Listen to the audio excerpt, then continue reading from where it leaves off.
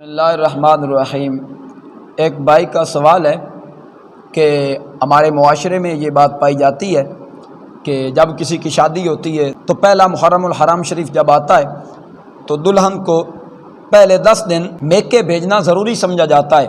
آیا یہ کوئی حکم شرع ہے یا ویسے ہی رسم ہے؟ تو جواباً گزارے یہ ہے کہ کسی کی شادی ہو اور اس شادی کے بعد جب پہلا محرم الحرام شریف آئے تو اس کے پہلے 10 دن دلہن کو میکے بھیجنا یہ شرعی طور پہ کوئی حیثیت نہیں رکھتا، شریعت کی طرف سے کوئی پابندی نہیں ہے، بلکہ اگر دلہن کے جانے سے خاوند ناراض ہوتا ہے تو دلہن پہ ضروری ہے کہ خاوند کی فرما برداری کرے اور نہ جائے۔ یہ ہمارے معاشرے میں کافی ایسی رسمیں ہیں جو گھڑ لی گئی ہیں اور جن کو گھڑنے کے بعد معاذ اللہ عبادت تصور کیا جاتا ہے، جبکہ ممکن ہے کچھ ایسے معاملات ہوں جن کو ہم عبادت تصور کر رہے ہوں، جبکہ شرعی نقطہ نظر سے ان کو دیکھا جائے تو وہ گناہ کبیرہ کی مصداق ٹھہریں۔ تو اس لیے ضروری ہے کہ رسومات سے بچیں، شریعت پہ عمل کریں، اللہ دارین کی سعادتیں عطا کرے گا۔